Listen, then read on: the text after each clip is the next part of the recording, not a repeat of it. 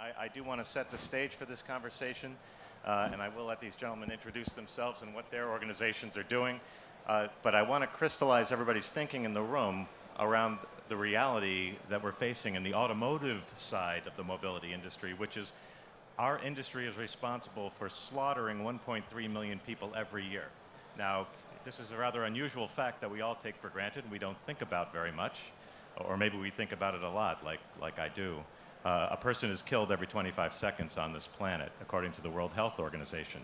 So we have some challenges. These executives, these gentlemen, are part of the solution, trying to solve this problem. But it is a very big problem, and I think we have the technology here in this room, here in at this venue, to solve this problem of 1.3 million. I mean, think about if your industry has a consumer product that's killing that many people, how do you have an industry? That would be unsustainable.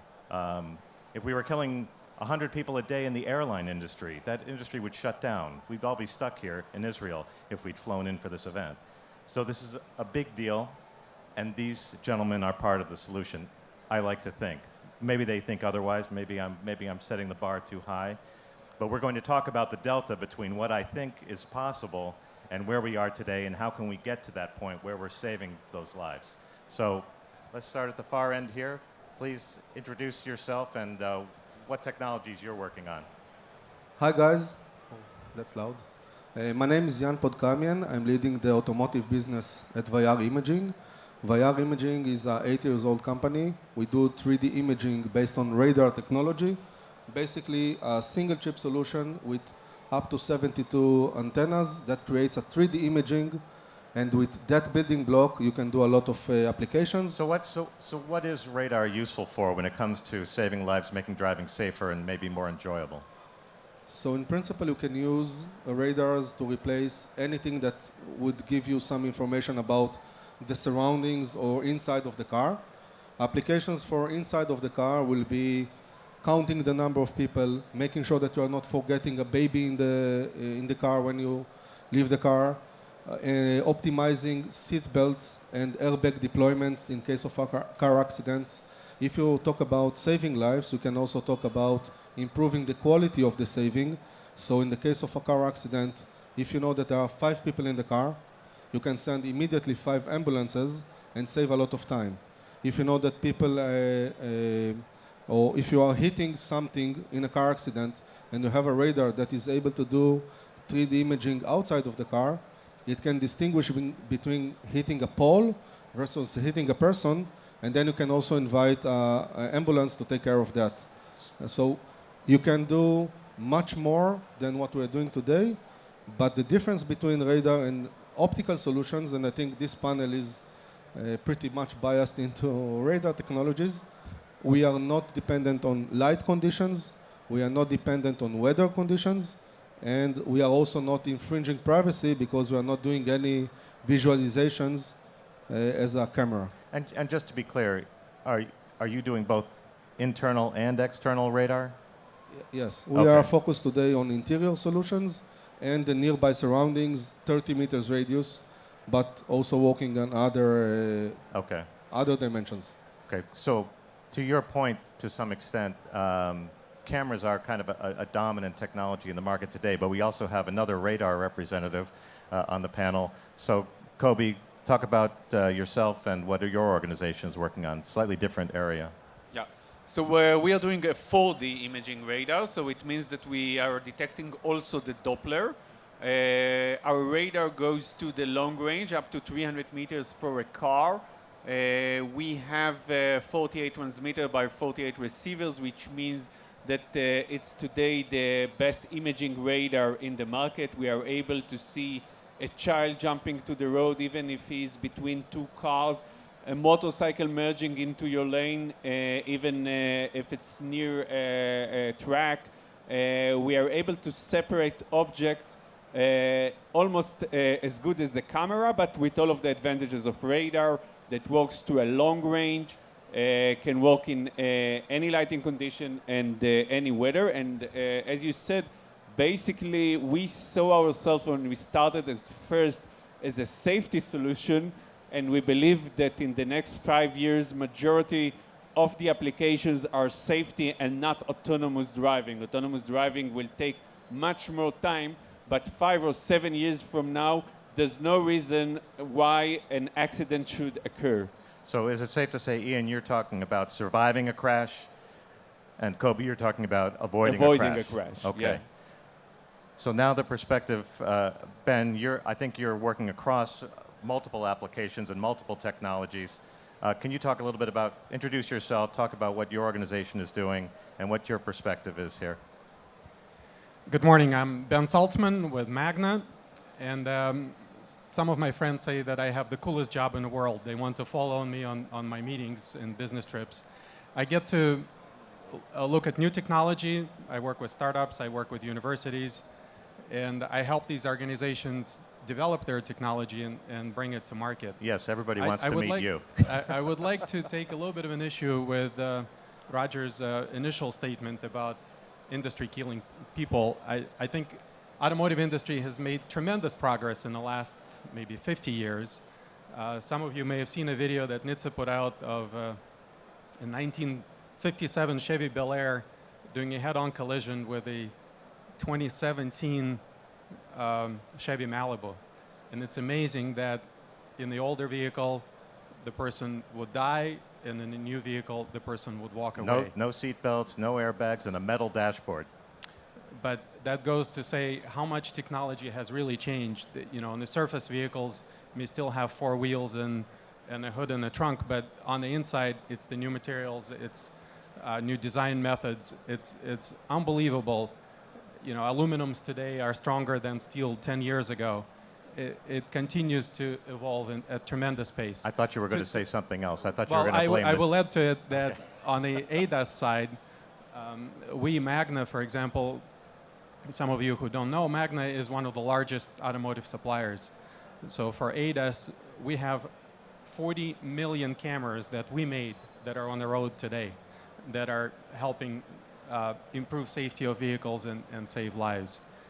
And it continues to evolve. So technologies like radar and other sensors are becoming more important as level of autonomy increases and demands of the camera are not met in certain conditions. Well, I want to compliment you on not saying what I thought you were going to say, which is it's not the cars that are killing people, it's the drivers.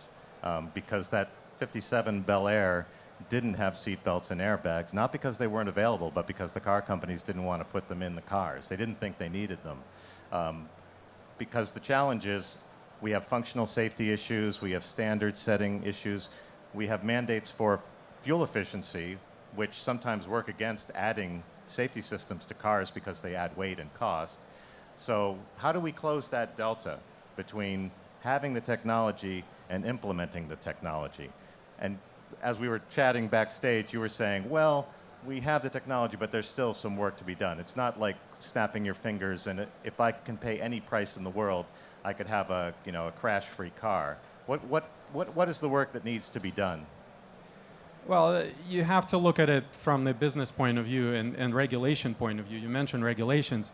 So all of the OEMs are under pressure to meet regulations for emissions, for crash safety. These are things that are mandatory. They can't put a vehicle out on the street without meeting these requirements. So that costs money. Then there are additional features that OEMs want to put in, like infotainment, to keep everybody entertained or happy or connected. And then there are things that perhaps become add-on. And some of you know, if you bought a vehicle recently, if you want the safety package, it's going to add substantial money to the price of your vehicle. So there is a commercial aspect to it. There's also a technology readiness aspect to it. The systems today, as good as they are, they probably not robust enough to provide fully autonomous driving. That's why we're not seeing them today. The software needs more attention, probably. It's not just the software. We look at it from the whole vehicle perspective. It's the computing power. It's the computing demand that draws on the vehicle, available vehicle power. Even the speed of the networks in the car. The speed of the networks is another good example. The networks were designed to for low bandwidth communication for traditional ECUs. Now you put 4 megapixel cameras and you need to shuttle these images somewhere. That's, it cannot be done with current networks. So there's lots of issues. So now you have a fantastic solution, but how do you come to market? Do you need the help of regulators? So for example, NCAP is looking at driver monitoring. That would certainly work in your favor. Or do car makers say, wow, that's a great idea, that's going to save lives, we're going to put that in right away? So definitely Euro NCAP driving more technologies towards driver monitoring, passengers safety, etc., really helps us. But to address what Ben is saying, if you make a solution, okay, and this is maybe one of the main differences from a radar to a camera, we also see that large number of pixels, but we are not passing them on to a infotainment or a ECU or a central unit. We do all the processing on chip. This is the nature of radars, and we provide a very final compiled information, very lean, very rapid to the main vehicle. And therefore you can have a single chip or a single sensor that is doing multiple functions, because once you have the full 3D imaging inside of the cabin, for example, you can know how many people are there, what is each of the passengers' dimensions, how they are seated, how much they are moving, what is the breathing of each of them separately. And with that building block, you can run many different types of analysis. But let me ask you something, and I know you want to talk really badly because you've had the microphone up for a while. I'm coming to you, Kobi. But in the US, NHTSA, the National Highway Traffic Safety Administration, has the FARS database, which identifies different types of crashes that produce fatalities and injuries. Have you ever looked at that? Because sometimes that database can be used to justify a mandate. In other words, if my solution were implemented, we would have prevented these injuries and these fatalities. So I'll not get into all the secret sources, but we are definitely doing that and also dealing with Euro NCAP. And there is indeed a lot of databases and a lot of researches that are ongoing about effectiveness of safety elements. Do you have that data for your solution? How many lives might be saved if you were implemented? We have partners that we are working with, several tier ones in various domains. And if you know, and this is proven, a big guy and a small guy, if you have the same airbag deployment, it will not the same level of saving, okay, if you are close or distance from the airbag. And there is no, today we have maths that are just giving some indication about someone being there. It's not really able to distinguish if this is a heavy bag or if this is a person. And if this is a child, you definitely really don't have a very good clue what is it. With the 3D imaging, you can really see all of that, and you can eliminate the false positives. By the way, did you see where ZF has introduced the external airbag? Yeah, that's is this something you're working on at all? We can provide to companies like ZF the ability to identify that something is going to hit the car from the outside, and then they will be able to optimize that external airbag, for example. So you could be part of that solution as well. All right, Kobi, what are you going to do to mitigate these fatalities? So I think that since we started the design of our system, we thought about solving this problem, and I agree that the problem is, first of all, the price. So the price and the performance. What we are trying to do, so first of all, we believe that in order to do the main NCAP new regulation that will come that will arrive in 2022, 2023, we believe that with a radar like we have and with a camera, this is something that is solvable. As it mentioned, we are able to process the radar signals on our chipset, fuse it with the camera on our chipset, and by that reducing dramatically the processing power that is needed, and basically giving the central unit a target list that it can take a decision based on that. We believe that without increasing the cost of today's cars, we will be able to implement a full NCAP solution and a full NCAP suite. I think that there is a huge race for autonomous driving. A lot of money is invested in this area, and the idea was that it will be a jump. So we will suddenly one day wake up and a robotaxi will pick us, a new kind of a car. And this is not like this. This is an evolution, and in the evolution, there is in the mid something like what you are saying. Okay, A so now you've opened up the car. conversation about autonomy. Yeah. So everybody's going to have something to say about this and how we're going to get there.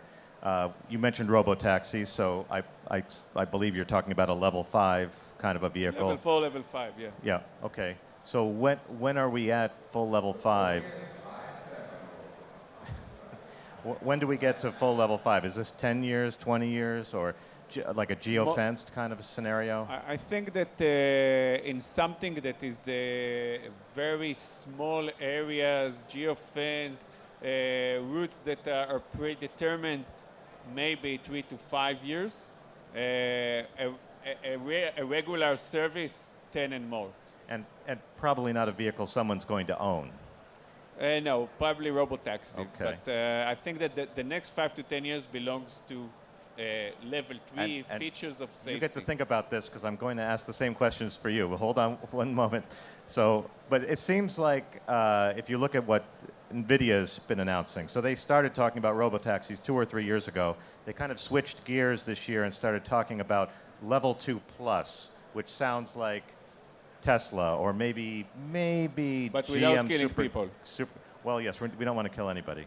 But I think they shifted gears because they realized, well, robotaxis is not going to be a high-volume business.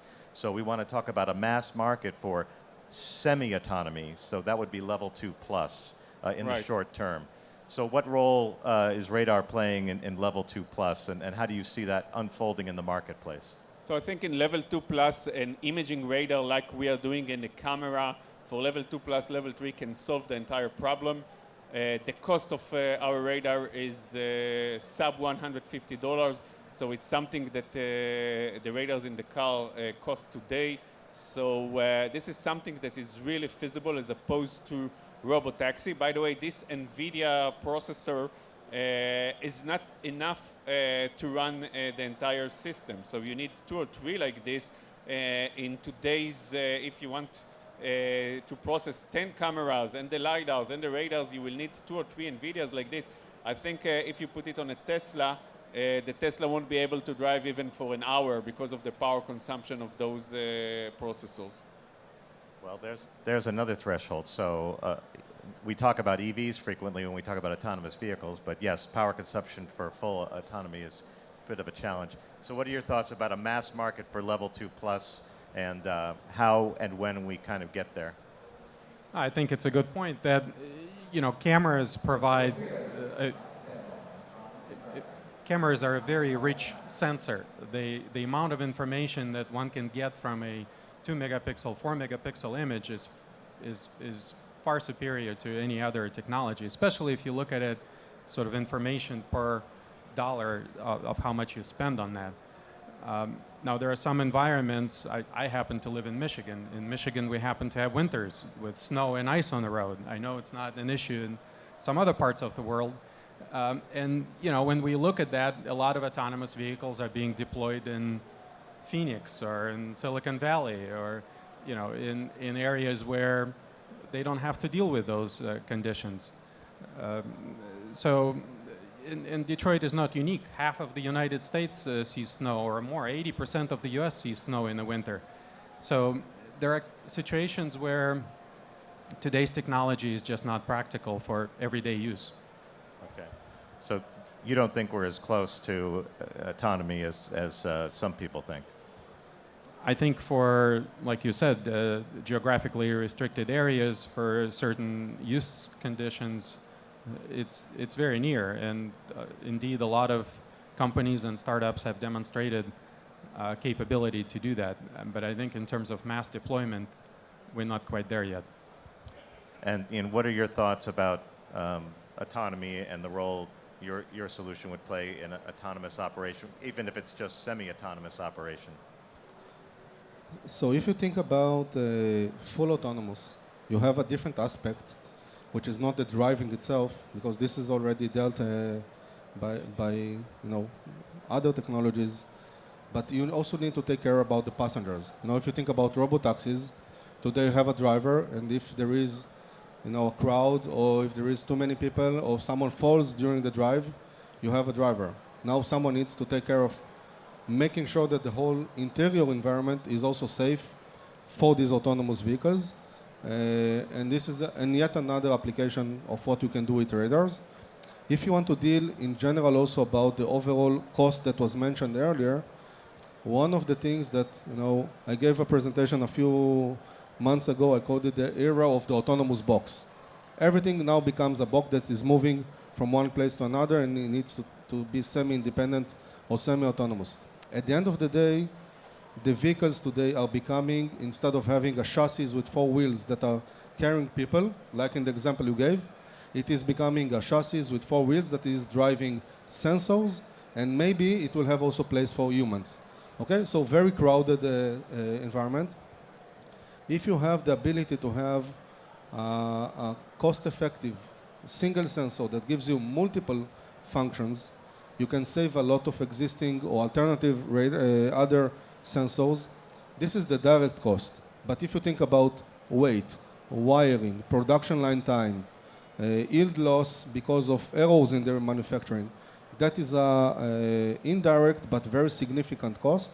And the trend in the industry after the last 10 years, more or less, to start analyzing what kind of information you need and how you add more sensors to get that. Now the trend is becoming how I remove sensors but still get the relevant information. And the remaining sensors will be the ones that are more multifunction, that can replace the need for multiple different sensors. And I think that in general, radars are a good fit. Imaging radars like we are doing, and if Kobi mentioned about $150, we are in the sub $15 for the same for a solution that gives you a lot of information. So the world is really moving, and with the acceleration of the adoption of those multifunction, robust solutions, it will accelerate both the interior safety of autonomous vehicles, but also accelerate the adoption of the level 2.5 and beyond because of those technologies. So to kind of try to get to a conclusion in this conversation, because I think we all would like to see fewer people dying on the highways in our product, in our consumer product. But we've identified several barriers. We didn't talk too much about functional safety, but that is a standard that we have to meet in our industry. We've talked about power constraints. We've talked about processing limitations. We've talked about architectural limitations in the vehicle, and cost, of course. So when we look at all this, and taking it back to the beginning and the 1957 Bel Air, and by the way, my mother in the late 40s worked for Howard K. Gandolo at General Motors, who was head of safety, who said, we don't need seat belts as long as your seats are positioned properly, as long as your feet and your hands are positioned properly in the car, you don't need a seat belt. He was head of safety at the time. But we've come a long way. That was your point. But do we need regulators to save those lives, or can we organically save those lives? And if we can do it organically, how so? And I'm thinking that the fatality rates here in Israel are lower, but maybe there's a different regulatory regime. Certainly it's lower in Europe than in the US. What is the thinking about how we get there? Do we need regulators, or can the market get us there? I believe that without the regulator, it won't happen. The car companies are focusing on reducing price all the time, and without a clear regulation that's saying that a car that cannot put the brakes if a child is jumping to the road cannot drive, it won't happen. It was the same with every aspect of other safety features. This is exactly the situation where the regulation needs to to get inside. I think that the idea that the technology giants or the companies will make the world a better place is over. do no evil is even not the slogan anymore Well, of I'll say those this. kind of Let companies. me say two things from a market perspective, and I'm going to get you gentlemen will have the last words here. But I do want to note that frequently I hear people say that consumers don't buy cars for safety, and I have to tell everyone here that we do survey work in China, North America, and Europe at Strategy Analytics, and safety is prioritized pretty high up the list. Price is a concern and fuel efficiency, but safety is a priority for consumers buying new cars. The other thing I want to say is by regulators mandating safety systems, they have created a very big market for safety, which is one of the reasons why this is such an exciting event. Now, what do you think about... Oh. I can tell you one word about the safety issue.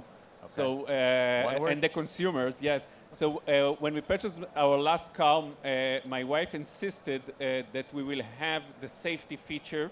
We paid extra for that, and then we drove with that, and there was a car standing on the highway. Around half of the car was on the highway, and because the radar of the car that we are using, like all of the other radars in the market, cannot detect stationary objects, then we almost crashed into this car that was standing on the highway.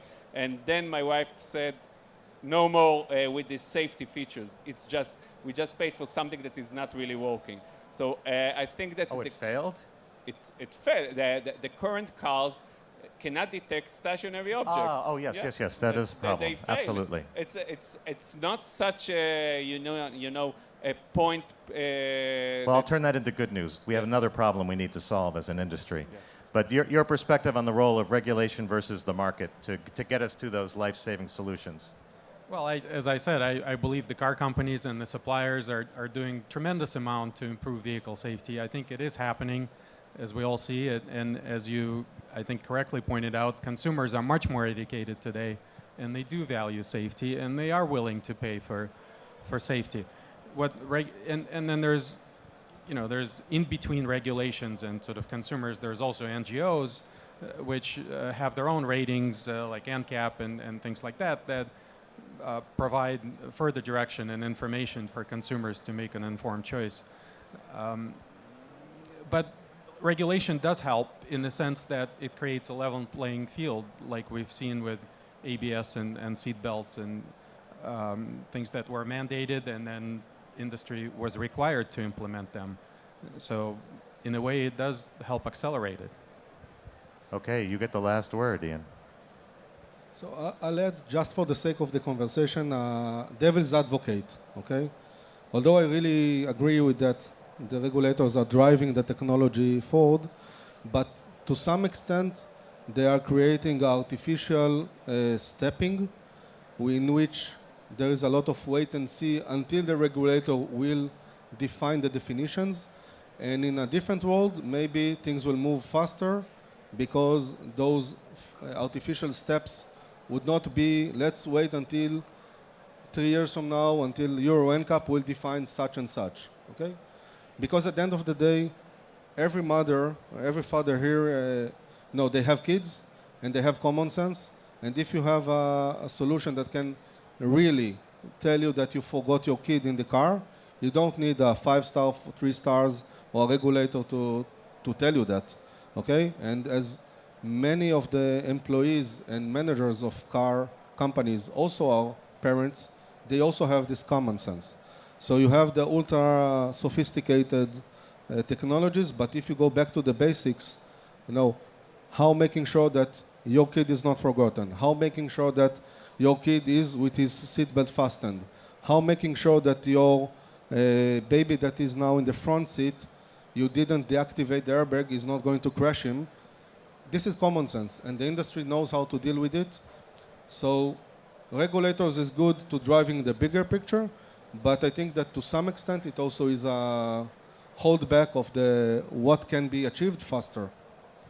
Okay, I'm going Back to your point, just to comment on that. I'm a parent myself. I don't know how you forget a kid in the car. I'm sorry. We've never done it with our kids. But and to some extent, it's back to that conversation. I only forgot 2 of them. Is it cars that kill people?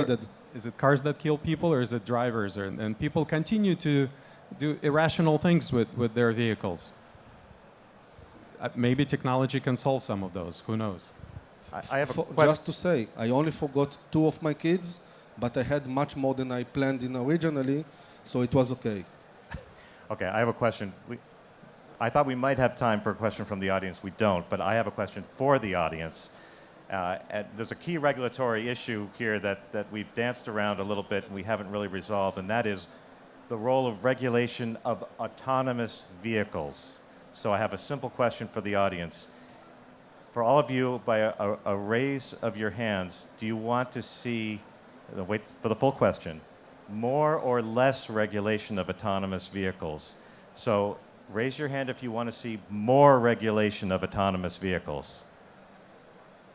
Okay, so I think to some extent that might align with the industry because the car makers want a little help. They want to know if they're moving in the right direction as well, I think. I don't know. But thank you very much for your attention and thank you, these gentlemen for their insight. Thank you.